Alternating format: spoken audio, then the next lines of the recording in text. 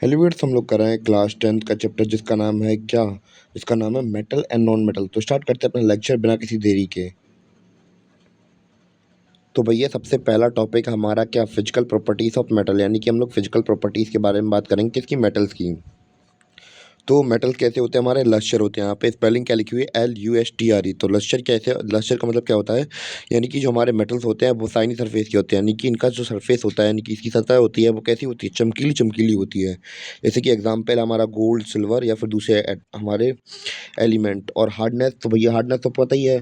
तो भैया हार्डनेस मतलब कठोर कैसे होते हैं, तो भैया मेटल्स आर जनरली हार्ड। ये ज़्यादातर हमें कठोर ही देखने को मिलते हैं, जैसे कि हमारा आयरन हुआ, कॉपर हुआ या दूसरे एग्जाम्पल हुए।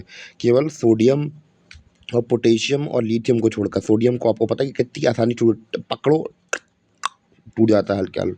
तो मतलब ये होते तो मेटल्स ही हैं, पर ये बात करें बहुत इजीली ब्रेक हो जाते हैं। स्टेट की बात करें तो भैया कौन सी स्टेट में पाए जाते हैं, तो भैया स्टेट मतलब किस अवस्था में पाए जाते हैं, सॉलिड में, लिक्विड में या गैस में। तो भैया ये सॉलिड में पाए जाते हैं, बस एक को छोड़कर, मरकरी को छोड़कर। ये लिक्विड फॉर्म में पाई जाती है, आप लोगों ने थर्मामीटर के अंदर देखा होगा इसे।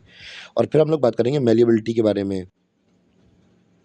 तो भैया अगली प्रॉपर्टी है हमारी मेलिएबल, यानी कि हम लोग बात करें मेटल को हम लोग बहुत पीट पीट के से पतली सी शीट में बना सकते हैं। और हम लोग बात करें ज़्यादातर जो हमारे मेटल होते हैं वो कैसे होते हैं, मेलिएबल होते हैं। कैसे होते हैं, मेलिएबल होते हैं। तो इतना क्लियर हुआ आपको पहली फिजिकल प्रॉपर्टी समझ में मेटल्स की। तो भैया इसके एग्जांपल हम लोग रियल लाइफ में भी देखते हैं, जैसे कि आपको पता होगा कि मिठाइयों के ऊपर किसी सोने और इसकी चांदी की परत चढ़ाई जाती है। तो भैया इतना इन्हें पतला कर दिया जा सकता है, यानी कि बहुत ज़्यादा पतला किया जा सकता है इन्हें। तो भैया अगली प्रॉपर्टी के बारे में बात करते हैं, डक्टिलिटी। तो क्या होता है डक्टिलिटी, तो भैया मेटल की ऐसी प्रॉपर्टी, तो इसमें उसे क्या कर दिया जाता है, तान तान के उसे बिल्कुल खंभे जैसा तार बना दिया जाता है। क्या बना दिया था, पतले से तारों में हम लोग उसे क्या कर सकते हैं, चेंज कर सकते हैं। जैसे कि एग्जाम्पल क्या है भैया, कॉपर एल्यूमिनियम। अगला प्रॉपर्टी है conductor of heat and electricity, यानी कि हम लोग मेटल क्या होता है, metal good conductor of heat and electricity होते हैं। यानी कि हम लोग, जैसे कि आप लोगों ने तवा छुआ होगा, तवा आप लोगों ने किचन में इस्तेमाल देखा है। तो ये तवा को जब हम लोग गैस पे रखते हैं, तो ये तवा का अगर आप लोग किनारे को पकड़ें तो भैया आपका हाथ जल जाता है, क्योंकि ये भैया जो हीट है वो सेंटर से ट्रांसफर होती है किनारे की तरफ। और जो इलेक्ट्रिसिटी होती है, इलेक्ट्रिसिटी तो आपको पता ही है, नंगे तारों छू के देखना, एक बार तारों को पकड़ के देखना, तो आपको पता चलेगा कि भैया मतलब कंडक्टर होते हैं, मतलब गुड कंडक्टर ऑफ इलेक्ट्रिसिटी होते हैं या नहीं होते हैं, आपको खुद स्वयं पता चल जाएगा। एक लेना क्या, चाकू लेना, लोहे की चाकू, और बोर्ड में घुसा देना या फिर तार में छुआ देना, आपको पता चल जाएगा कि हाँ कंडक्टर होता है या नहीं होता है इलेक्ट्रिसिटी का। तो बहुत अच्छी तरीके से समझ में आ जाएगा आपको। तो भैया हम लोग बात कर रहे थे conductor of heat and electricity की। तो भैया इसका एग्जांपल, बेस्ट एग्जांपल क्या है, सिल्वर और कॉपर बेस्ट एग्जांपल होते हैं इलेक्ट्रिसिटी के, यानी कि जो आपकी घर में तार वगैरह लगी होती हैं, तो ये सिल्वर या कॉपर से ही बनी होती हैं। इतना क्लियर हुआ। तो भैया आप बात करेंगे डेंसिटी के बारे में। जनरली हम लोग मेटल्स में देखते हैं तो भैया इनकी हाई डेंसिटी होती है, यानी कि घनत्वता, घनाव कितना, मतलब घनापन कितना ज़्यादा होता है, घनत्वता कैसी होती है। तो भैया मेटल्स के अंदर हमें घनत्वता देखने को मिलती है, हाई डेंसिटी देखने को मिलती है। और जब हाई डेंसिटी होगी भैया, किसी के अंदर चीज़ें बहुत ज़्यादा एटम ठूस ठूस के भरी हैं, ठूस-ठूस क्या भरी है, तो भैया हाई मेल्टिंग पॉइंट तो होगा ही होगा। और हम लोग बात करें इसके अंदर भी एक्सेप्शन होते हैं, Na, K और लिथियम हमारा क्या होता है, इसके अंदर हम लोग बात करें हाई डेंसिटी नहीं पाई जाती है, यानी कि इनकी लो डेंसिटी होती है। कैसी होती है, Na की और K की क्या होती है, लो डेंसिटी होती है। इस वजह से Na की हम लोग बात करें, जब डेंसिटी कम है तो भैया इनका जो मेल्टिंग पॉइंट है वो भी तो भैया कम होगा। क्लियर हुआ या नहीं हुआ इतना। तो भैया केमिस्ट्री के अंदर एक्सेप्शन ना मिले तो ऐसा हो नहीं सकता। तो भैया अपनी अगली प्रॉपर्टी है सोनरस, यानी कि अगर हम लोग बात करें, घंटा बजाया आपने, घंटा टन टन टन, तो टन बजने की आवाज़ को हम लोग सोनरस बोलते हैं। यानी कि हम लोग बात करें मेटल्स, मेटल्स आज सोनरस होते हैं, क्यों, क्योंकि जब इनके ऊपर हार्ड सरफेस मारा जाता है तो ये एक कुछ खास प्रकार की साउंड निकालते हैं, टन टन। आप लोगों ने मंदिरों में घंटा बजाया कि नहीं बजाया, तो भैया वही हमारी सोनरस साउंड होती है। तो भैया मेटल्स क्या करते हैं, ऐसी साउंड निकालते हैं, उनके ऊपर हार्ड स्ट्राइक किया जाता है। इतना क्लियर हुआ। फिर बात करेंगे ऑक्साइड्स के बारे में। तो भैया जितने भी मेटेलिक ऑक्साइड्स होते हैं उनका नेचर कैसा होता है, बेसिक होता है। ऑक्साइड के हम लोगों ने क्या देखा कि जितनी मेटेलिक ऑक्साइड्स होती है उनका नेचर कैसा होता है, बेसिक होता है। तो भैया इस प्रकार हमने अपने physical properties of metal complete कर ली है। अब हम लोग बात करेंगे physical properties of non metal. सबसे पहले हम लोग बात करेंगे लस्टर के बारे में। तो यानी कि हम लोग बात करें, हमने इसमें बात की थी पिछली बार अपने मेटल के अंदर कि भैया ये कैसे होते हैं, साइनी सरफेस के होते थे हमारे मेटल। पर हम लोग बात करें नॉन मेटल कैसे होते हैं, ये नॉन मेटल हमारे नॉर्मली साइनी नहीं होते हैं। कैसे नहीं होते हैं, साइनी नहीं होते हैं, केवल एक आयोडीन के छोड़कर ये साइनी होता है थोड़ा बहुत। हार्डनेस यानी कठोरता कैसी होती है, तो जो नॉन मेट हार्डनेस की बात करें, नॉन मेटल कैसे हो, जनरली सॉफ्ट होते हैं। बस इसमें एक अपवाद है, यानी कि एक्सेप्शन है। जो डायमंड होता है, ये एक कार्बन का फॉर्म होता है और ये कैसा होता है, बहुत ज़्यादा हार्ड होता है। इवन की दुनिया का सबसे हार्डेस्ट मेटल्स में आता है, नॉन मेटल में आता है ये। बहुत ज़्यादा हार्ड होता है ये। और स्टेट की बात करें तो भैया हम लोग बात करें, नॉन मेटल्स हमारे एग्ज़िस्ट करते हैं सॉलिड, लिक्विड सॉरी सॉलिड और गैसियस फॉर्म में पाए जाते हैं, ब्रोमीन को छोड़कर। और मैलिएबिलिटी, यानी कि हम लोग बात करें मैलिएबिलिटी, इन्हें लंबी शीट्स में खींच के लंबा किया जा सकता है, मार-मार के, पीट-पीट के लंबा शीट्स में बनाया जा सकता है? नहीं, इन्हें नहीं बनाया जा सकता है। और स्टेट के अंदर हम लोगों ने देखा था तो हमारी जो ब्रोमाइन थी भैया, ये किस फॉर्म में थी? लिक्विड फॉर्म में थी। और यही केवल अपवाद है इसके अंदर, ब्रोमाइन के अंदर। तो भैया हमारी अगली प्रॉपर्टी है डक्टिलिटी, यानी कि हम लोगों ने देखा था कि भैया जो मेटल्स थे हमारे, वो कैसे डक्टाइल थे, यानी कि उन्हें लंबे लंबे तारों में खींचा जा सकता था। पर हम लोग बात करें नॉन मेटल्स कैसे होते हैं, नॉन डक्टाइल होते हैं, यानी कि इन्हें लंबे लंबे तारों के फॉर्म में नहीं खींचा जा सकता है। फिर इसके बाद हम लोग बात करेंगे कंडक्टर ऑफ हीट के बारे में, हीट एंड इलेक्ट्रिसिटी के बारे में, यानी कि हमारे नॉन मेटल कैसे होते हैं कि हीट और इलेक्ट्रिसिटी को ट्रांसफर कर सकते हैं या नहीं कर सकते हैं। तो भैया हम लोग बात करें नॉन मेटल्स, वो क्या होते हैं? Poor conductor of heat and electricity होती है, यानी कि हम लोग नॉन मेटल्स के थ्रू हीट और इलेक्ट्रिसिटी को पास नहीं कर सकते हैं, केवल और केवल ग्रेफाइट को छोड़कर।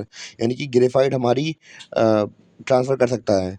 और डेंसिटी की बात करी जाए तो भैया घनत्वता, यानी कि घनापन कैसा है किसी भी अ, एलिमेंट के अंदर, तो भैया जनरली हम लोग देखते हैं नॉन मेटल्स के अंदर लो डेंसिटी होती है। भैया कैसी होती है?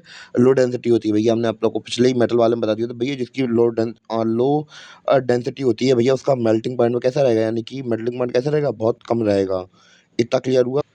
तो भैया और प्रॉपर्टीज़ के बारे में बात करते हैं। भैया हम लोग बात करेंगे नॉन मेटल की सोलरिस प्रॉपर्टी के बारे में। तो हम लोग देख सकते हैं कि भैया हमने वो घंटा बजाने की वाली बात की थी भैया, नॉन मेटल्स के अंदर हम लोग, मेटल्स के अंदर हम लोग घंटा बजाते थे और इसके अंदर घंटा नहीं बजा पाएंगे। यानी कि हम लोग बात करें कि नॉन मेटल भैया, अगर हम लोग इसे नॉन मेटल को किसी हार्ड सरफेस से स्ट्राइक करते हैं तो ये कोई प्रकार की साउंड नहीं निकालती है। और ऑक्साइड्स की बात करें तो भैया non metallic oxides are acidic in nature, तो ये भैया हमारे में दोनों में सेम था। तो भैया इस प्रकार हमने फिजिकल प्रॉपर्टीज़ ऑफ मैटर देख ली। अब हम लोग देखेंगे केमिकल प्रॉपर्टीज़ ऑफ मैटर, यानी कि हम लोग बात करेंगे कि भैया मेटल को रिएक्शन कराएंगे किसके साथ? एयर के साथ करवाएंगे। तो भैया metal combine with oxygen to form metal oxide. तो भैया जब मेटल किसके साथ मिलता है? ऑक्सीजन के साथ मिलता है, तो बनाता है क्या? Metal oxide. जैसे कि एग्जांपल हमें दिख रहा है 2Cu plus O2 gives 2CuO। और अगर हम लोग बात करें, हाँ तो बस यही है और कुछ नहीं है। एग्जाम्पल समझ में आ गया होगा। तो भैया इस एग्जाम्पल से हम लोग यही मतलब निकाल सकते हैं कि भैया कोई भी जो हमारा मेटल होता है, अगर ऑक्सीजन के साथ रिएक्ट करेगा तो भैया बनाएगा क्या? आखिरकार मेटल ऑक्साइड ही बनाएगा। भैया इतना क्लियर हुआ? तो बढ़ते हैं अपने अगले टॉपिक की ओर। तो भैया हम लोग अगर बात करें कि जो जो मेटल्स होते हैं वो क्या करते हैं, वो डिफरेंट रिएक्टिविटी दिखाते हैं जब वो ऑक्सीजन के साथ रिएक्ट करते हैं। यानी कि हम लोग बात करें, अलग अलग मेटल अलग अलग प्रकार से रिएक्ट करते हैं किसके साथ? ऑक्सीजन के साथ। तो भैया पहला पॉइंट हमें यहाँ पे गिवन क्या है? सोडियम और पोटेशियम हम लोग बात करें रिएक्ट के साथ करते हैं, बहुत बुरी तरीके से रिएक्ट करते हैं। किसके साथ? हम लोग बात करें ऑक्सीजन के साथ। तो भैया अगर हम लोग इन्हें खुली प्लेस पे रखेंगे तो भैया ये जल जाएंगे, इसलिए इन्हें किस में डुबा के रखा जाता है? इन्हें केरोसिन ऑयल के अंदर डुबा के रखा हुआ जाता है। तो ये जैसे ये रिएक्ट उसके ऑक्सीजन के संपर्क में आएंगे तो बूम बूम बूम चक्का बूम, तो ये देखने को मिलेगा हमें। तो भैया ये बूम बच सके इसीलिए इसमें किस में डुबा के रखते हैं? केरोसिन ऑयल के अंदर से डुबा के रखते हैं, जिससे कि ये बूम बूम बूम ना हो। तो भैया दूसरा पॉइंट हमारा ये है, सरफेस ऑफ Mg, यानी कि magnesium aluminium zinc Pb are covered with a thin layer of oxide which prevent them from further oxidation. यानी कि हम लोग बात करें कि जब हमारे मैग्नीशियम या एल्यूमिनियम के साथ हम लोग बात करें, ऑक्सीजन क्या बना देता है? रिएक्शन करता है और ऑक्साइड क्लियर बना लेता है, यानी कि छोटी पतली सी लेयर बना लेगा इन एलिमेंट के आगे। तो भैया जिससे होगा क्या कि भैया ये आगे होने वाली ऑक्सीडेशन प्रोसेस है उसको रोक सकेगा, यानी कि पतली सी लेयर लगा के अपने आप को प्रोटेक्ट कर लेगा। ये दूसरा वाला पॉइंट क्लियर हुआ?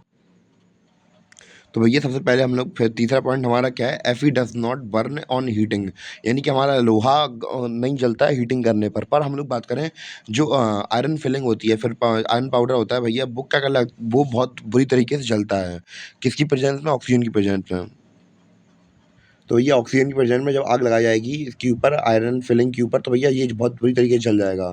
फिर हमारा अगला पॉइंट क्या है? Few does not burn but coated with black copper oxide. और लास्ट में हम लोग बात करें, Au और Ag रिएक्ट नहीं करते हैं ऑक्सीजन के साथ। तो भैया हम लोगों ने कुछ इंपॉर्टेंट पॉइंट पढ़ लिए। तो भैया अब हमारा अगला टॉपिक है मेटल ऑक्साइड से रिलेटेड। तो भैया एम्फोटेरिक ऑक्साइड्स क्या होते हैं? ऐसे मेटल ऑक्साइड जो कि रिएक्ट करते हैं दोनों के साथ, बेसिस के साथ भी और एसिड के साथ भी। तो भैया ये प्रोड्यूस करते हैं सॉल्ट एंड वाटर, और इन्हीं को कहते हैं एम्फोटेरिक ऑक्साइड्स कहते हैं। एग्जाम्पल आपको नीचे लिखा हुआ दिख रहा होगा कि भैया Al2O3 plus 6HCl gives 2AlCl3 plus H2O। समझ में आ गया आप लोगों को? तो ये यहाँ पे आप लोग देख रहे होंगे कि 2AlCl3 मिला था, तो ये सॉल्ट था और साथ में क्या मिला था हमें? पानी मिल गया था। तो ये हमारा अगला रिएक्शन क्या है? मेटल मेटल रिएक्शन कराएंगे पानी के साथ, तो क्या क्या बनेगा? मेटल रिएक्शन कराएंगे पानी के साथ, तो भैया मेटल ऑक्साइड या हाइड्रोक्साइड बनेगा और ऑक्सीजन बनेगी। अगर मेटल ज़्यादा रिएक्टिव होगा तो भैया मेटल ऑक्साइड बन जाएगी, और कम रिएक्टिव होगा तो मेटल ऑक्साइड बन जाएगी। एग्जाम्पल लिखा है 2Na+2H2O। तो H2O हमारा यहाँ पे क्या है? वाटर है, और Na क्या है? सोडियम। तो भैया यहाँ पे क्या बन जाएगा? Gives 2NaOH+H2। तो हाइड्रोजन रिलीज हो जाएगी, बाकी हाइड्रोजन रिलीज हो जाएगी, और क्या बन जाएगा? मेटल ऑक्साइड बन जाएगा। तो ये मेटल ऑक्साइड बन गया हमारा। यहाँ पे Ca+2H2O, यानी कि ये क्या है? मेटल है। ये क्या है? ऑक्साइड है। और वन क्या गया हमारा? 2CaOH2+H2। तो क्लियरफाई हो गया आप लोगों को? अब हम लोग बात करेंगे अपने अगले टॉपिक के बारे में। तो जो हमारे डिफरेंट मेटल्स होते हैं, ये भैया डिफरेंट टाइप्स के वाटर में, हमारे डिफरेंट फॉर्म ऑफ वाटर में रिएक्ट करते हैं। तो सबको समझते हैं। तो भैया Na, K and Ca react करते हैं ठंडे वाटर की, मतलब कोल्ड वाटर के साथ। जो Al, Fe और Zn होता है, ये रिएक्ट करते हैं भाप के साथ, स्टीम के साथ। और Mg रिएक्ट करता है पानी के साथ, गर्म पानी के साथ। और जो Ca और Mg होते हैं, ये पानी पर तैरने लगते हैं ऐसा बबल की तरह। तो क्योंकि भैया ये hydrogen stick to their surface. और फिर AuAgCu एंड Pv ये रिएक्ट ही नहीं करते पानी के साथ। तो यहाँ पे हम लोगों ने बात की थी CaOMg फ्लोट करने लगते हैं और पानी की सरफेस पे आ जाते हैं। क्यों? क्योंकि भैया हाइड्रोजन उनके साथ चिपक जाती है और उन्हें सरफेस पे ले आती है यहाँ पे। तो भैया अब हम लोग बढ़ेंगे अपने अगले टॉपिक की ओर भैया। तो अब हम लोग बात करेंगे reaction of metal with acid, यानी कि मेटल का रिएक्शन कराएंगे एसिड के साथ। और ऐसे वैसे एसिड के साथ नहीं, डाइल्यूट एसिड के साथ। तो डाइल्यूट और कॉन्सनट्रेटेड एसिड आपको पता ही है कि भैया उसके साथ ज़्यादा रिएक्शन हो जाता है, क्योंकि भैया कॉन्सनट्रेटेड एसिड के अंदर एसिड की मात्रा ज़्यादा होती है, वाटर की कम होती है। इसमें पानी ज़्यादा मिला होता है। तो भैया मेटल का हम लोग डाइल्यूट एसिड के साथ करेंगे रिएक्शन, तो भैया क्या मिलेगा? नमक मिलेगा और हाइड्रोजन मिलेगा। तो भैया यहाँ पे नीचे आपको दिख रहा है मेटल क्या है? Fe+2HCl। तो भैया Fe क्या है? Fe हमारा लोहा होता है, और 2HCl पता है डाइल्यूटेड एसिड है, और ये हमें क्या देता है? Gives FeCl2+H2। क्लियर हुआ क्या? तो भैया अगली रिएक्शन की बारी है हमारी, reaction of metal with solution of other metal salt. तो भैया अब हम लोग बात करेंगे कि अगर किसी मेटल ए को सॉल्यूशन बी के साथ हम लोग मिक्सअप करेंगे, तो भैया क्या बनेगा? बनेगा हमारा सॉल्ट ए प्लस मेटल बी। यानी कि हमारा जो सॉल्ट ए था, मेटल था, वो भैया मेटल ए ने डिस्प्लेस करके भेज दिया सॉल्यूशन बी को, मेटल के साथ भेज दिया। और कंपोजिशन बना ली किसके साथ? सॉल्ट ने बना ली ए के साथ, सॉल्यूशन बना लिया। जैसे यहाँ पे गिफ्ट दिख भी रहा है हमें यहाँ पे Fe+CuSO4। तो भैया ये जब मिले, तो भैया SO4 ने किसके साथ केमिकल रिएक्शन कर ली? Fe के साथ केमिकल रिएक्शन बन ली, और जो Cu था उसे डिस्प्लेस कर दिया। जैसे कि सॉल्ट सॉल्यूशन बी में, तो बी जो था वो अलग हो गया, किसके साथ उसने कंपोजिशन कर ली? मेटल के साथ कर ली। और सॉल्ट सॉल्यूशन अलग हो गया हमारा इसमें से। और यहाँ पे हम लोग यही बात करेंगे कि भैया जो रिएक्टिव सीरीज के हिसाब से ही ये लोग क्या करते हैं? कंपोजिशन बनाते हैं। जो ज़्यादा रिएक्टिव होगा वो कम रिएक्टिव को हटा देगा। तो ये वाली जो रिएक्शन थी, मैं फिर से आपको बता दे रहा। तो भैया हम लोगों ने क्या देखा था? मेटल ए का हम लोग कंपोजिशन करवा रहे थे, हम लोगों ने दोनों केमिकल रिएक्शन कराया था किसके साथ? Salt solution of metal B के साथ। तो हमने देखा था सॉल्ट सॉल्यूशन ऑफ ए बचा था, और जो हमारा solution metal solution of B था, वो किसके साथ चला गया था? मेटल के साथ चला गया था। यानी कि हमने ये देखा था जो ज़्यादा रिएक्टिव होता है वो कम रिएक्टिव को हटा देता है। तो भैया इसके लिए हमें पढ़नी पड़ेगी क्या? रिएक्टिव सीरीज पढ़नी पड़ेगी। तो ये रही भैया हमारी रिएक्टिव सीरीज़ की, यानी कि कौन ज़्यादा रिएक्टिव होता है, कौन ज़्यादा कम रिएक्टिव होता है। तो भैया आप देख सकते हैं कि मोस्ट रिएक्टिव ऊपर लिखे हैं और लीस्ट रिएक्टिव नीचे लिखे हैं। तो कौन कितना ज़्यादा हाई रिएक्टिव होता है वो देखते हैं। तो के से पोटेशियम, Na से सोडियम, Ca से कैल्शियम, Mg से मैग्नीशियम, Al से एल्यूमिनियम, Zn से जिंक, Fe से आयरन, Pv से लीड, H से हाइड्रोजन, Cu से कॉपर, Hg से मरकरी, और Ag से सिल्वर, Eu से गोल्ड। तो भैया नीचे के जितने एलिमेंट थे वो कम रिएक्टिव थे, ऊपर वाले बहुत ज़्यादा रिएक्टिव है। जैसे पोटेशियम हुआ, सोडियम हुआ, कैल्शियम हुआ, ये ज़्यादा रिएक्टिव होते हैं। और नीचे वाले कैसे होते हैं? कम रिएक्टिव होते हैं। जैसे गोल्ड कम, बहुत ज़्यादा कम रिएक्टिव होता है। तो अगर पीछे की बात करें तो भैया आयरन की आप लोग रिएक्टिविटी देख सकते हैं ज़्यादा है, और कॉपर की कैसी थी? कम थी। इसलिए आयरन ने कॉपर को डिस्प्लेस कर दिया था पिछली रिएक्शन में। तो भैया हमारा अब अगला टॉपिक है reactions of metal with non metal, यानी कि हम लोग मेटल का रिएक्शन कराएंगे नॉन मेटल रिएक्शन के साथ। तो भैया इसको समझने से पहले हम लोग बात करें, कुछ चीज़ इंपॉर्टेंट पार्ट है हमें जान लेनी चाहिए। तो भैया reactivity of element is a tendency to attain a completely filled valence shell. तो भैया हम लोग बात करें क्या होता है कि हर एलिमेंट की टेंडेंसी होती है कि वो क्या करे, जो अपना लास्ट सेल होता है यानी कि लास्ट सेल यानी वैलेंस सेल क्या होता है, वो उसको कंप्लीट करना चाहता है। जैसे कि हम लोग बात करें सोडियम का एग्जांपल लें तो भैया दो, पहला सेल के अंदर 2 होते हैं हमारे, दूसरे सेल के अंदर 8 होते हैं और तीसरे सेल के अंदर हमारा 1 होता है। तो भैया जी क्या करेगा, अपना एक सेल को दे देगा कि अपनी जो अटेनमेंट है वो ज़्यादा अपनी बना सके, जैसे कि 2 और 2 और 8 तो ऐसे बना सके इसकी अटेनमेंट। तो भैया आप लोगों ने पढ़े तो होंगे पहले ही, तो उम्मीद है कि समझ में आया हो। तो अगर आप लोगों ने सच में नहीं पढ़ा है तो ये भैया मैं बता दूं कि भैया हमारी यहाँ पे सीन ये चलता है कि बैलेंसिंग वगैरह कैसे चलती है। तो भैया हर सेल के लास्ट में एक बैलेंस सेल होता है, जिसमें कि हम लोग बात करें जैसे कि यहाँ पे एन का एग्जांपल दिया गया है 281, तो ये क्या इसका इलेक्ट्रॉनिक कॉन्फ़िगरेशन है। तो अब इसका जो लास्ट का 1 इलेक्ट्रॉन है तो भैया ये क्या करेगा, तो ये क्या करेगा 1 इलेक्ट्रॉन को या फिर दे देगा, और या फिर अटेन करने का होता है, या फिर कोई हमारे एलिमेंट या फिर जो इलेक्ट्रॉन्स होते हैं वो दे देते हैं या फिर ले लेते हैं। तो भैया जिसके पास कम होते हैं, मतलब जैसे यहाँ पे 2 और 8 और 1 था, तो भैया ये क्या करेगा, अपने आप को कंप्लीट करने की कोशिश करेगा।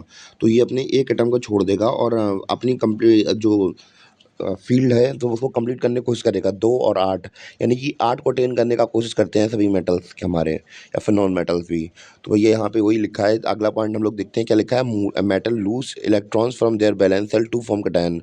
तो ये जो मेटल्स होते हैं वो क्या करते हैं, वो मेटल्स क्या करते हैं, लूज़ कर देते हैं अपने इलेक्ट्रॉन्स अपने आप को बैलेंस करने के लिए, तो और बनाते क्या है, कैटायन बनाते हैं। और नॉन मेटल क्या करते हैं, गेन करते हैं इलेक्ट्रॉन अपनी बैलेंस सेल से, और क्या बनाते हैं, एनायन बनाते हैं। इतना क्लियर है या नहीं है?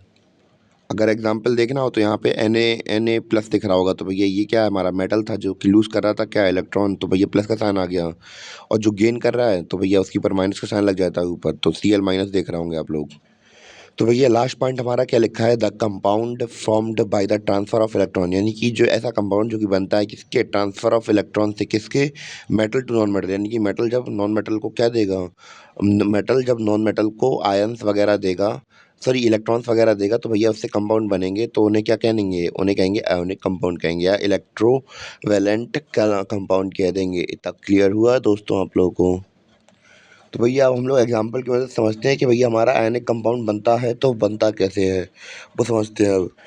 तो भैया अब हम लोग बात करेंगे फॉर्मेशन ऑफ NaCl। तो भैया NaCl का फॉर्मेशन देखेंगे तो भैया Na का इलेक्ट्रॉनिक कॉन्फ़िगरेशन क्या होता है, 281 यानी कि इसके पास एक इलेक्ट्रॉन एक्स्ट्रा में है। और Cl की बात करें तो भैया Cl का इलेक्ट्रॉनिक कॉन्फ़िगरेशन कुछ इस प्रकार दिख रहा है, 287, यानी कि इसके पास 7 इलेक्ट्रॉन्स हैं। तो भैया ये क्या करेगा, Na अपना एक एक्स्ट्रा इलेक्ट्रॉन दे देगा किसे, Cl को। Cl के पास कितने हैं, 7 हैं। तो भैया ये अपना दे देगा, एक उसे दे देगा, जो भैया देता है उसके ऊपर पॉजिटिव साइन लग जाता है, और जो लेता है उसके ऊपर नेगेटिव साइन लग जाता है। तो इतना क्लियर है या नहीं है? तो भैया इतना समझ में आ गया? तो भैया हमारा जो Na का एक था, उसने Cl के 7 को एक दे दिया अपना, तो भैया यहाँ पे 8 कंप्लीट हो जाएंगे। इसको देखेंगे कहाँ पे, यहाँ पे नीचे आपको दिख रहा होगा भैया यहाँ पे कि Na के पास कितने थे, Na के पास 281 थे, और 2 और 8 ने रखे और 1 इलेक्ट्रॉन दे दिया इनने, किसे का, यहाँ पे Cl को दे दिया। तो भैया यहाँ पे Cl के पास कितने थे, 2 8 और 7 थे, यानी कि 2 8 7 थे इनके पास, और एक की ज़रूरत थी, तो ये एक इनने हमने अभियाल दे दिया, किसने, Na ने दे दिया। तो भैया अब इन्होंने अपनी ऑर्बिटल कंप्लीट कर ली, 288 की ऑर्बिटल कंप्लीट हो गई।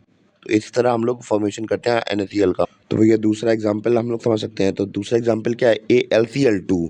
तो भैया यहाँ पे Al और Cl2 के बीच में हम लोग केमिकल जो आयन्स हैं वो ट्रांसफ़र करेंगे, इलेक्ट्रॉन्स ट्रांसफ़र करेंगे, वो देखेंगे। तो भैया हम लोग देख रहे हैं अगर Al का हम लोग बात करें इलेक्ट्रॉनिक कॉन्फ़िगरेशन किया जाए तो क्या बनेगा, 282। तो भैया इसका इलेक्ट्रॉनिक कॉन्फ़िगरेशन होता है। Cl का देखें तो भैया Cl का तो हमने पहले ही देख लिया था, 287, यानी कि इसे एक इलेक्ट्रॉन की ज़रूरत थी। तो भैया हम लोग एल्युमिनियम से क्या कर देंगे, Al से क्या कर देंगे, इसके पास 2 इलेक्ट्रॉन्स एक्स्ट्रा में है, तो भैया एक तो पहले हमने इसे दे दिया, क्लोरीन को, Cl को दे दिया, यहाँ पे एक दे दिया। तो भैया और एक बचा एक्स्ट्रा, एक एक्स्ट्रा का क्या करेगा, तो भैया ये दूसरे Cl को दे देगा। तो भैया एक इलेक्ट्रॉन इसने इसे ज्वाल Cl को दे दिया, दूसरा इलेक्ट्रॉन इस ज्वाल Cl को दे दिया। तो यहाँ पे हमने क्या, 2 हमने इलेक्ट्रॉन्स दिए थे, तो भैया 2 प्लस लिख दिया, और यहाँ पे हमने एक इलेक्ट्रॉन लिया था तो भैया एक माइनस लिख चढ़ा दिया, और एक हमने यहाँ पे दिया था तो इसको एक ऊपर एक चढ़ा दिया। इतना क्लियर हो गया आप लोगों को? और यहाँ पे हम लोग लिखेंगे कैसे कि भैया यहाँ पे एल्युमिनियम के पास 2 थे भैया, 2 नो दे दिए, और 2 इलेक्ट्रॉन्स हमने यहाँ पे निकाल दिए, यहाँ पे ये सो रहा है। और यहाँ पे क्लोरीन ने मतलब एक सिंगल क्लोरीन की बात करें तो भैया एक सिंगल क्लोरीन ने एक ऐड कर लिया, 287 इलेक्ट्रॉनिक कॉन्फ़िगरेशन था, एक एक्स्ट्रा ले लिया, तो भैया 28 की इनकी कंपोजिशन बन गई, और ये क्या हो गया, सेटिस्फाइड हो गया। और हम लोग अब बात करेंगे प्रॉपर्टीज़ ऑफ आयनिक कंपाउंड। तो भैया आयनिक कंपाउंड बन तो गया हमारे, पर उनकी प्रॉपर्टीज़ भी तो पढ़नी पड़ेंगी हमें। तो फिजिकल नेचर की बात करें तो फिजिकल नेचर कैसा होता है इनका, ये बहुत सॉलिड और हार्ड होते हैं और पर जनरली ब्रिटल होते हैं, यानी कि अब इन्हें फोर्स से थोड़ा मारा जाएगा तो टूट जाएंगे, जैसे कंचा वगैरह होता है वैसा। मेल्टिंग पॉइंट और बॉइलिंग पॉइंट दिखते हैं, तो भैया इनका हाई मेल्टिंग पॉइंट रहता है और हाई बॉइलिंग पॉइंट रहता है। सॉल्युबिलिटी यानी कि घुलते कैसे हैं, तो भैया soluble in water but not in kerosene petrol. तो भैया पानी में तो घुल जाते हैं पर केरोसिन पेट्रोल वगैरह में नहीं घुल पाते हैं। कंडक्शन ऑफ इलेक्ट्रिसिटी यानी कि हीट का ट्रांसफर इलेक्ट्रिसिटी का ट्रांसफर कर पाते हैं या नहीं कर पाते हैं। तो ये they conduct electricity in molten, molten मतलब क्या होता है, पिघले रूप में, पिघले स्टेट में, and solution form but not in solid form, यानी कि जब ये पिघले होंगे यानी कि लिक्विड फॉर्म में होंगे तो भैया ये क्या करेंगे, इलेक्ट्रिसिटी को कंडक्ट कर सकेंगे, पर अगर सॉलिड होंगे तो फिर नहीं कर पाएंगे। तो भैया हमारा अब अगला टॉपिक क्या है, अकरेंस ऑफ मेटल, यानी कि हम लोग बात करें कि जो मेटल्स वगैरह हैं वो बनते कैसे हैं। तो भैया ये बहुत लंबी प्रोसेस है, इससे समझने से पहले हम लोग इसको समझते हैं कि भैया कुछ टर्मिनोलॉजी को समझना ज़रूरी है हमारे लिए, जैसे कि मिनरल्स। तो मिनरल्स क्या होते हैं, एलिमेंट और कंपाउंड होते हैं जो कि अगर करते हैं नेचुरली बनते हैं हमारी अर्थ क्रस्ट पर, तो भैया वो क्या कहलाते हैं, मिनरल्स कहलाते हैं। ओट्स क्या होते हैं, minerals that contain very high percentage of particular metal, यानी कि ओट्स ऐसे मिनरल्स होते हैं, मतलब ओट्स क्या होते हैं, मिनरल्स ऐसे मिनरल्स होते हैं जो कि इनके अंदर हाई परसेंटेज होता है किसी खास प्रकार के मेटल का। और हम लोग बात करें जैसे आयरन ओर हुआ या फिर आयरन ओर हुआ, क्या आप लोगों ने सुना होगा कि भैया जो हमारे पेनिनसुलर रीजन है वहाँ पे प्लेट्यू वगैरह, पठार वगैरह रीजन में ओर्स काफ़ी मात्रा में पाए जाते हैं, and the metal can be profitably extracted from it, such minerals are called ore. तो भैया इनसे आराम से मेटल निकल, मतलब अच्छी तरीके से निकाल लिया जाता है मेटल वगैरह को। और गैंग क्या होता है भैया, oats are usually contaminated with large amount of impurities तो such as soil and sand. तो भैया ऐसे एक तरीके से कह लो गंदगी होती है ये, और प्लस गैंग हमें साथ में मिलते हैं, और गैंग क्या होती है, गंदी होती है, उसको साफ करके हम लोग किसी खास प्रकार का मेटल निकाल लेते हैं। तो आगे समझ में आपको। तो मिनरल्स हमने देखा, मिनरल्स हमारे जो अर्थ क्रस्ट है उसमें पाए जाते हैं। और क्या हुई, और जैसे किसी किसी भी खास प्रकार के हम लोग बात करें मिनरल के अंदर खास प्रकार की मेटल्स प्रेजेंट होते हैं, तो भैया वही हमारी ओर होती है, और हम लोग उसे निकाल लेते हैं, तो भैया उसी को ओर बोल देते हैं। और गैंग क्या होती है, गंदगी होती है उसी ओर के अंदर, हम लोग बात करें एक तरीके से। तो ये कैसे निकालते हैं, अब हम लोग बात करें मेटल कोड से। सबसे पहले हमें पता है कि ओर और गैंग प्रेजेंट रहते हैं साथ में ही। सबसे पहले हम लोग क्या करेंगे, ओर और गैंग में से गैंग को हटा देंगे। जब गैंग को हटा देंगे तो भैया फिर इसके बाद क्या करेंगे, ओर से हम लोग मेटल निकाल लेंगे और फिर उसे रिफाइन कर देंगे। तो बस ये हमारी मोटे मोटे तौर पर तो मैंने बता दिया, अब इसको इन सबको डिटेल समझते हैं बिल्कुल डिटेल से। तो भैया पहले स्टेप की ओर बढ़ते हैं। तो भैया कैसे हम लोग मेटल बनाते हैं, मतलब कैसे इन सब से निकालते हैं, ओर और गैंग से निकालते हैं, वो देखते हैं, गैंग से निकालते हैं। तो भैया पहला हमारा है एनरिचमेंट ऑफ ओर्स, यानी कि इस प्रोसेस में क्या करते हैं हम लोग, गैंग को अलग करते हैं किससे, ओर्स के साथ, गैंग को अलग करते हैं ओर्स के साथ। तो कैसे करते हैं, तो भैया ये नीचे आपको टेक्निक्स दिख रही हैं या फिर मेथड दिख रहे हैं जिनके थ्रू हम लोग इनको अलग करते हैं, ओर्स को गैंग के साथ अलग करते हैं। तो पहला हमारा हाइड्रोलिक वॉशिंग, दूसरा है मैग्नेटिक सेपरेशन, तीसरा है फ्लोटिंग, चौथा है केमिकल सेपरेशन लीचिंग। तो इन सबको डिटेल समझते हैं। तो भैया हम लोग बात करेंगे सबसे पहले मेथड के बारे में जिसका नाम है हाइड्रोलिक वॉशिंग, या फिर इससे हम लोग बात करते हैं ग्रेविटी सेपरेशन कहते हैं इसे दूसरे भाषा में। तो कुछ नहीं भैया, पानी की छन्नी में टेढ़ा करके डाल दो और पानी डाल दो, और बस पान जो आयरन हो रहा है वो अलग होता है। सीधी तरीके से तो ये कह सकते हैं, पर जो डेफिनेशन है उसको हम लोग और डिटेल समझते हैं। तो इस प्रोसेस के अंदर हम लोग देखते हैं कि सबसे पहले हम लोग जो ओट्स होते हैं उन्हें क्रश कर देते हैं, और ऊपर से यहाँ पे दिख रहा होगा छल्ली दिख रही होगी, उधर ऊपर से डालते हैं में, और वाटर स्ट्रीम से पास करवाते हैं। तो वाटर स्ट्रीम में पास करवाते हैं तो भैया जो और होता है, गंदगी होती है, वो निकल के चली जाती है पानी के साथ, और जो भैया ठोस ठोस होता है और होता है वो नीचे यहाँ गड्ढों में सेट हो जाता है। तो ऐसे करके हमारा हाइड्रोलिक वॉशिंग काम करती है। तो भैया थोड़ी तिरछी रखनी पड़ती है, जैसे कि पानी और जो ओर है वो बहते रहें नीचे की तरफ, और बस यही है और कुछ नहीं है। और जो ओर वगैरह होते हैं वो किनारे गड्ढों में लग जाते हैं, और पानी बह जाता है, उनके साथ मिट्टी भी चली जाती है। जैसे कि ओट्स कौन कौन से निकलते हैं इसमें, टिन और लीड का किया था, इसमें ऑयल गोल्ड रिफाइनिंग भी की जाती है।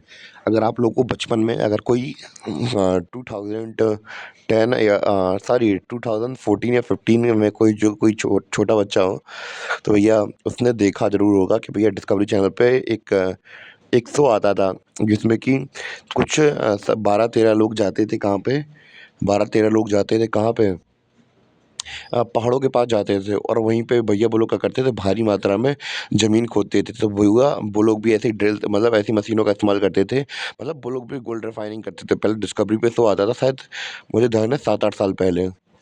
तो तभी मैं जब छोटा था तब देखा था मैंने कि हाँ, वो लोग क्या करते थे, गोल्ड रिफाइनिंग करते थे और एक सीज़न में कम से कम वो आधा किलो का डिब्बा रखे रहते थे, तो वो देखते थे कितना भर गया हमारा। और उसमें अलग-अलग टीम्स हुआ करती थी, अलग-अलग डेस्टिनेशन पे जाती थी, वो कॉम्पिटिशन करती थी, हाँ भैया मैं यहाँ पे जा रहा, तुम यहाँ पे जा रहे हो, तो ऐसे करके सीन चलता था। तो वैसे ही ये वाली भी काम करती है मशीन। तो भैया दूसरा मेथड हमारा इसे बोलते हैं मैग्नेटिक सेपरेशन। इस मेथड में हम लोग बात करें ये कैसे वर्क करता है, तो ये वर्क करता है मैग्नेटिक प्रिंसिपल पर। किस पे वर्क करता है? मैग्नेटिक प्रिंसिपल पर। इस मेथड में हम लोग क्या करते हैं, ओट्स और गेहूं को साथ में छोड़ देते हैं, उनको मतलब चूरा बनाएंगे और इस ऊपर छन्नी दिख रही है आपको, इसमें डाल देंगे। और जैसे ही डालेंगे तो भैया हम लोग देखेंगे कि भैया ये छन्नी में आगे वाला जो प्रोपेलर दिख रहा है, यानी कि आगे वाला जो पहिया दिख रहा है, इसमें लगी हुई है भैया मैग्नेट। तो भैया जो आयरन जो ऐसे इसमें हम लोग ऐसे ही एलिमेंट डालते हैं, ऐसे और डालते हैं जो कि अट्रैक्टेड होते हैं आयरन की तरफ। तो भैया यहाँ पे डालेंगे तो भैया ये क्या करेगा, ऊपर से डालेंगे तो ये रोल करता आगे जाएगा, आगे जाएगा, आगे जाएगा। और जो अब हमें पता है गैंग के अंदर से अट्रैक्शन की प्रॉपर्टी तो होती नहीं है, इनके अंदर होती है। तो भैया जो और है भैया हमारा आगे गिर गया, और जो हमारा सॉरी गैंग थी वो आगे गिर गई, और जो और था वो थोड़ा चिपका रहा है इस पहिए के साथ, और चिपका रहा तो थोड़ा अंदर की तरफ ऐसे फेंक देगा। तो ऐसे करके हम इसे सेपरेट कर लेंगे। इतना क्लियर है? तो भैया कौन-कौन से ओड्स को इसके अंदर हम लोग बात करें सेपरेट करते हैं, तो भैया मैग्नेटाइट, क्रोमाइट और मैग्नीसी, इनको अलग किया जाता है इसमें। इतना क्लियर है आपको? और यहाँ पे देख भी रहे हैं तो भैया जो आगे की तरफ गिर गई है वो भैया गैंग है, और जो चिपकी रही इस पहिए के साथ तो थोड़े पीछे गिरी, तो भैया ऐसे क्या बोल रहे थे, और बोल रहे थे। इतना क्लियर हो गया हमारा अब? तो भैया अगला प्रोसेस हमारा फ्लोरेशन। तो भैया इसमें इसमें एक होता क्या है कि it is a process for separating hydrophobic and hydrophilic material. तो भैया इसमें हम लोग हाइड्रोफोबिक और हाइड्रोफिलिक मटेरियल को अलग अलग करते हैं। तो भैया हाइड्रोफोबिक एसिड कौन से होते हैं, हाइड्रोफोबिक सब्सटेंस कौन से होते हैं, हमारे और वगैरह होते हैं। हाइड्रोफोबिक का मतलब ये है कि भैया जो पानी के साथ मिक्स नहीं होते हैं। और हाइड्रोफिलिक क्या होते हैं, हाइड्रोफिलिक मटेरियल ऐसे मटेरियल होते हैं जो पानी के साथ मिक्स हो जाते हैं, यानी कि हमारी जो ओर है, सॉरी ओर है, वो तो भैया हाइड्रोफोबिक है। तो और क्या हाइड्रोफोबिक है, ये पानी के साथ मिलेगी नहीं। और गैंग क्या है, पानी के साथ मिल जाती है। तो जनरली हम लोग दोनों को तोड़ के मिक्स कर देते हैं इसमें। तो यहाँ पे पाइन ऑयल दिख रहा है और वाटर के साथ हम लोग मिक्स कर देते हैं, ठीक है। और मिक्स कर देंगे इसमें, और फिर इसमें डाल डाल देंगे तो या जो गैंग थी वो ये पानी के साथ मिक्स होके नीचे पहुँच जाएगी। और जो और है हमारी वो पानी के साथ मिक्स नहीं होगी, पाइन ऑयल के साथ चिपक के ऊपर आ जाती है। और जब हम लोग यहाँ से जो ऊपर आपको ये मशीन दिख रही है, तो ये यहाँ से प्रेशर छोड़ते हैं। प्रेशर छोड़ेंगे तो भैया ये बहुत कैसे घूमने लगेगा नीचे का पानी हिस्सा। और जो हमारा पाइन ऑयल है भैया वो क्या करेगा, झाग के साथ ऊपर आ जाएगा, और जो और है वो वही झाग के साथ ऊपर आ जाएगा। और इसी वजह से इसका नाम फ्लोट मतलब क्या होता है, झाग होती है। तो भैया इसी को फ्लोरेशन कह देते हैं। इतना समझ में आया आप लोगों को? तो भैया हमारा अब अगला टॉपिक क्या है, अगला टॉपिक का नाम है केमिकल रिफाइनिंग। तो भैया क्या होती है केमिकल रिफाइनिंग या लीचिंग क्या होती है? तो इसमें हम लोग केमिकल का इस्तेमाल करते हैं, हम लोग बात करें सेपरेट करने के लिए ओर और गैंग को। तो भैया इस प्रोसेस के अंदर हम लोग क्या करते हैं, ओर क्या होती है हमारी सॉल्युबल होती है, और गैंग क्या होती है इनसॉल्युबल होती है। तो भैया लीचिंग डन की जाती है प्रेशर सिलिंड्रिकल वेसल के अंदर, और जो ओर होती है उसे कन्वर्ट कर दिया जाता है मेटल सॉल्ट के अंदर। किसमें कर दिया जाता है, मेटल सॉल्ट को। और फिर उस मेटल सॉल्ट से हम लोग उसे जो मेटल होता है वो निकाल लेते हैं। जैसे कि हमें यहाँ पे एग्जांपल दिया हुआ भी है, यहाँ पे ओर है 2ZnS प्लस O2, और प्लस इसमें क्या डाल दिया गया, H2SO4 डाल दिया गया। क्या डाल दिया, H2SO4 डाल दिया गया। तो भैया इसने हमें क्या दिया, सॉल्ट दिया। तो भैया 2ZnSO4 हमारा क्या बन गया, सॉल्ट बन गया। और क्या निकला, 2H2O निकला, और 2S निकला। तो ये S की हमारी गैस है, और H2O तो भैया पता ही है पानी है, और Z2ZnSO4 है। तो इसमें से Zn को हम लोग बाद में अलग से एक्सट्रैक्ट कर लेंगे मेटल सॉल्ट। तो भैया मेटल पूरा ये हमारा सॉल्ट बन गया था, मेटल सॉल्ट बन गया। तो भैया इसमें से Zn को हम लोग अलग कर लेंगे बाद में। इतना क्लियर हुआ? तो भैया हम लोग बात कर रहे थे एक्सट्रैक्टिंग मेटल लो इन रिएक्टिविटी सीरीज। तो भैया जो हम लोगों ने रिएक्टिविटी सीरीज पढ़ी थी नहीं है पढ़ी थी भैया, जो उसमें सबसे लो मतलब जिनकी रिएक्टिविटी बहुत कम होती है उनको हम लोग कैसे एक्सट्रैक्ट करते हैं उसके बारे में बात करते हैं। तो भैया जो मेटल होते हैं वो कैसे होते हैं, बिल्कुल ना के बराबर रिएक्टिव होते हैं, यानी कि नॉन रिएक्टिव होते हैं। और हम लोग बात करें इनको the oxides of these metals can be reduce by heating, यानी कि हम लोग बात करें इनको हम लोग हीट करके ही हम लोग इसे अलग कर सकते हैं। मतलब आराम से ऑक्सीजन की प्रेजेंस में अलग कर देंगे। जैसे कि Hg को निकालेंगे हम लोग सिनाबार से। तो भैया सबसे पहले हम लोगों ने कहा कि ऑक्सीजन की प्रेजेंस में 2HgS को हम लोगों ने हमारी जो सिनाबार थी इसको हम लोगों ने क्या किया, ऑक्सीजन की प्रेजेंस में बर्न किया, मतलब जला दिया ऐसे, मतलब हीट दी हमने ऐसे, और हमारा क्या बन गया 2HgO प्लस एस। तो क्या बन गया, फिर से मैं बता दे रहा है क्वेश्चन कैसे बनेगी, 2HgS, यानी कि ये क्या सीने बार है, इसमें हमने क्या मिला 3O2 मिला दिया, यानी कि ऑक्सीजन हमने वो है इसमें ऑक्सीजन की प्रेजेंस में इसे मतलब हीट किया, तो क्या मिल गया हमें 2HgO प्लस 2SO2 मिल गया हमें। और हम लोग यहाँ पे देखेंगे 2HgO को हम लोग और फिर क्या करेंगे, हीट करेंगे। जब 2HgO को और ज़्यादा हीट करेंगे तो इसमें से O2 अलग हो जाएगी हमारी और 2Hg अलग निकल आएगी। इस प्रकार हमारी जो मरकरी है वो अलग हो जाएगी। तो इतना क्लियर हुआ। सिमिलरली हम लोग CU2S में भी करेंगे, तो ऐसे करके हमें भी क्या मिल जाएगी, Cu मिल जाएगी, अलग हो जाएगी हमारी। तो भैया इसी प्रकार कॉपर सल्फाइड को हम लोग ऑक्सीजन की प्रेजेंस में जलाएंगे तो भैया क्या बन जाएगा हमारा 2Cu2O प्लस यहाँ पे सल्फर टू अलग हो गया हमारा। फिर हम लोगों को जो 2Cu2 मिला था, तो भैया इसको हम लोग और ज़्यादा हीट करेंगे, इसमें और मिला के 2Cu2S को और मिला देंगे इसमें, और फिर हीट करेंगे। तो भैया इसमें हम लोग देखेंगे कि जो Cu था वो अलग हो जाएगा और ऑक्सीजन किसके साथ, सल्फाइड के साथ चली जाएगी, और भैया हमारा Cu अलग हो जाएगा यहाँ पे पूरा। तो भैया हम लोग यही समझे कि भैया इन्हें हल्की सी हीट की ज़रूरत होती है एक्सट्रैक्ट करने के लिए। इतना क्लियर हुआ। तो भैया अब हमारा अगला टॉपिक है क्या, extracting metal middle in the reactive series. तो भैया अभी तक हमने देखा था कि जो रिएक्टिव सीरीज के अंदर रिएक्टिव सीरीज में मिडल में सॉरी लोअर में थे उन्हें कैसे एक्सट्रैक्ट किया था, और अब हम लोग देखेंगे मिडल वालों को कैसे एक्सट्रैक्ट करेंगे। तो भैया मिडल के अंदर कौन कौन से आते हैं, जिंक हुआ, आयरन हुआ और पीवी हुआ, ये क्या होते हैं, मिडल वाले होते हैं, यानी कि रिएक्टिव सीरीज में मिडल में आते हैं ये।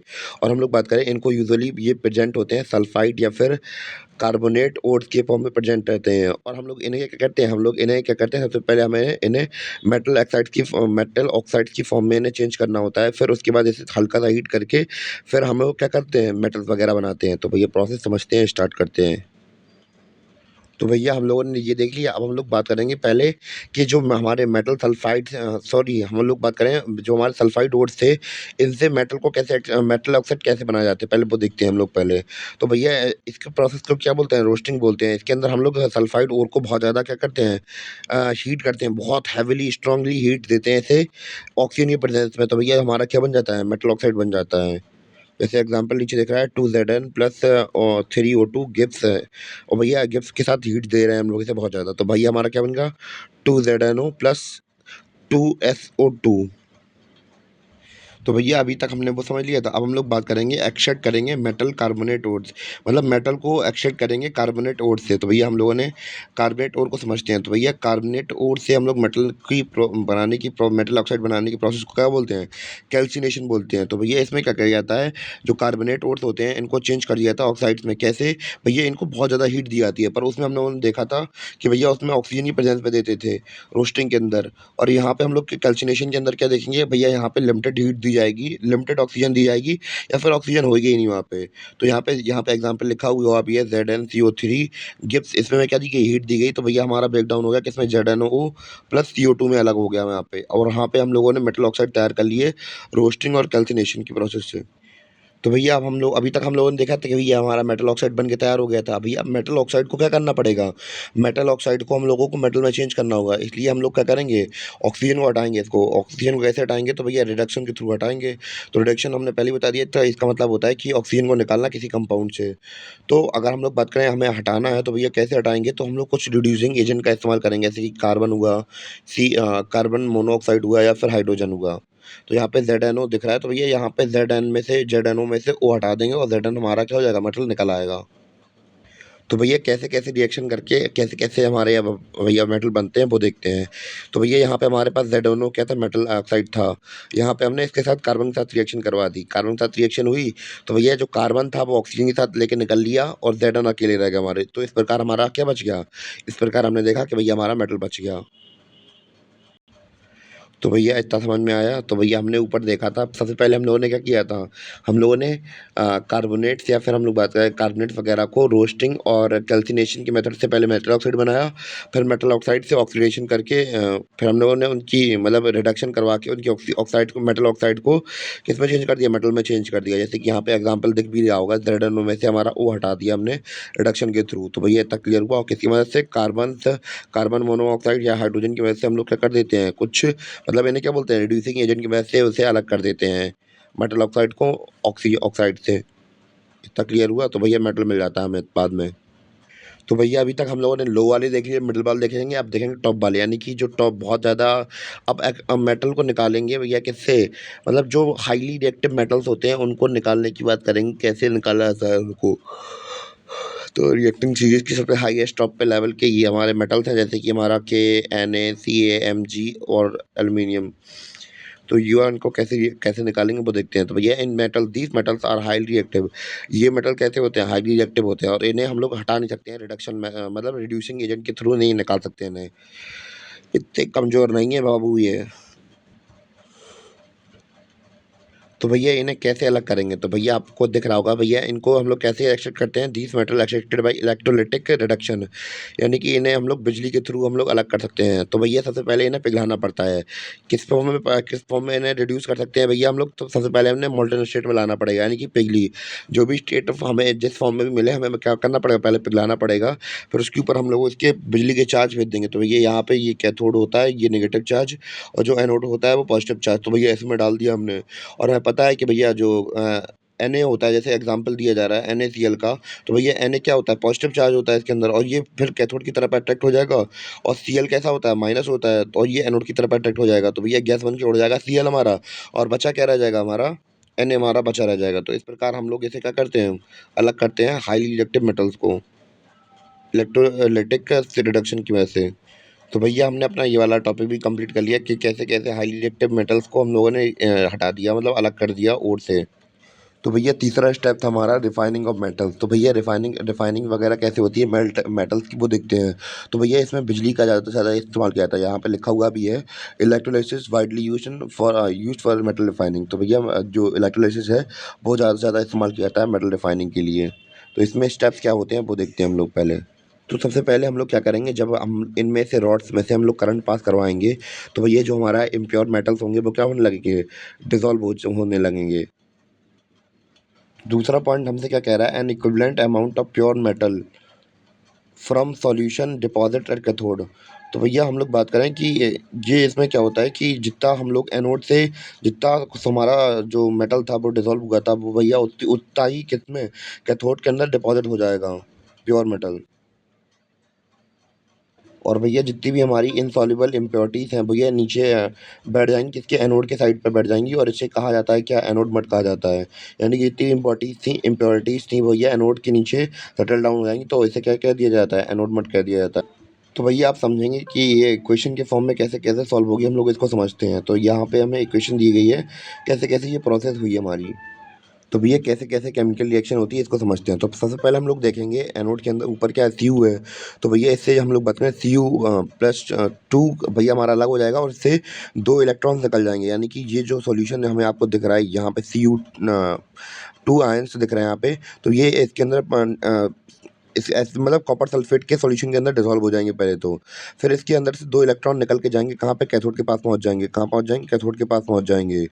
तो कैथोड के पास जैसे ही पहुँचेंगे, तो भैया कैथोड के पास पहुँचने के से क्या होगा कि 2 यहाँ पे इलेक्ट्रॉन भी पहुँच गए थे भैया। 2 इलेक्ट्रॉन जब इसके पास पहुँच जाएंगे कैथोड के पास, और फिर हम लोग बात करें ये अट्रैक्ट कर लेगा क्या? ये यहाँ पे ये Cu2+ था, तो ये इसके पास 2 इलेक्ट्रॉन पहुँच जाएंगे, और फिर ये क्या कर लेगा? ये कॉपर को, मतलब प्योर कॉपर को अपने पास चिपका लेगा।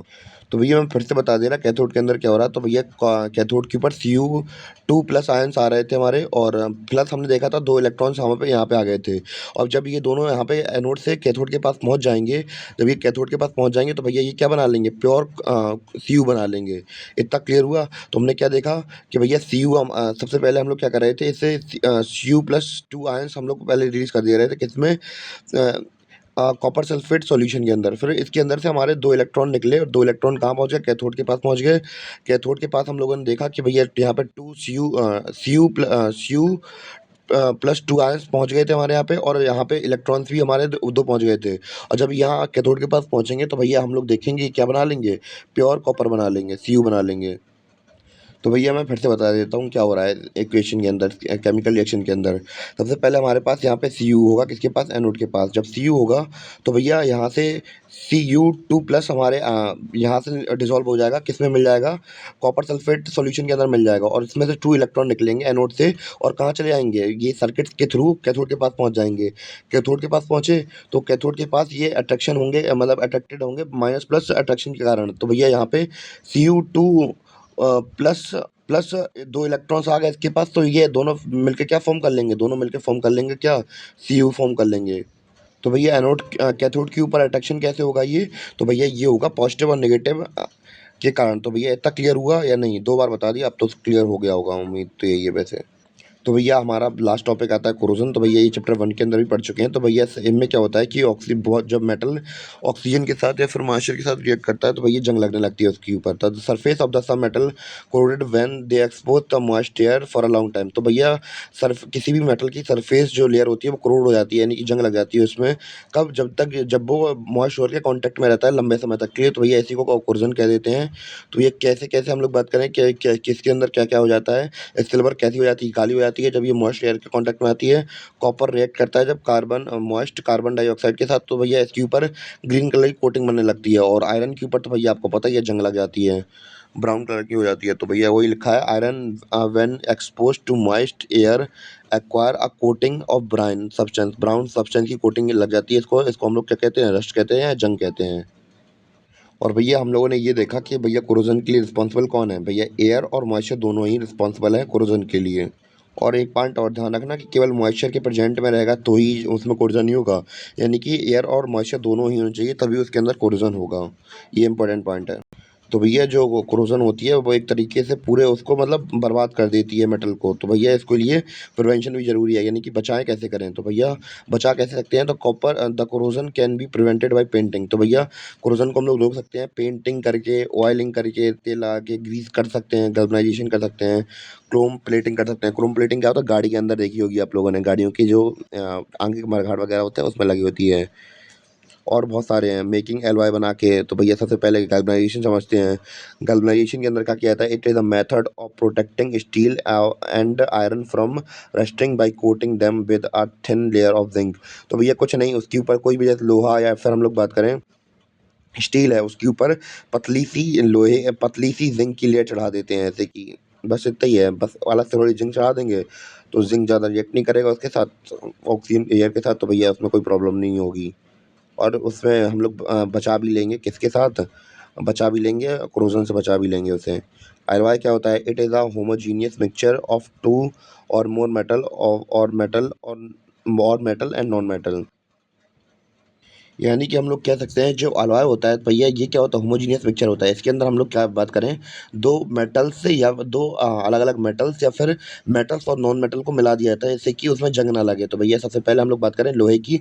लोहे के अंदर भैया 0.5% कार्बन 0.05% कार्बन मिला दिया जाता है। और स्टील को भी हम लोग निकल या क्रोमियम के साथ प्लेट कर देते हैं। और ब्रास कैसे बनता है, कॉपर प्लस जिंक को मिला दिया जाता है। और ब्रॉन्ज कैसे बनता है, कॉपर प्लस टिन बनता है। तो भैया अलग अलग मेटल्स को मिला देते हैं जिससे कि उनमें जंग ना लगे। और गैल्वेनाइजेशन के अंदर तो हमने देख ही लिया था। और क्रोम प्लेटिंग के अंदर क्रोमियम की हम लोग बात करें, प्लेटिंग चढ़ा दी जाती है। एनोडाइजिंग का मतलब इसके ऊपर भी लेयरिंग चढ़ा दी जाती है। तो भैया इस प्रकार हमने प्रिवेंशन ऑफ कोरोजन देख लिया पूरा अपना। और भैया इसी के साथ हमारा पूरा चैप्टर होता है कंप्लीट। उम्मीद है आपको समझ में आया हो। मिलते हैं किसी और वीडियो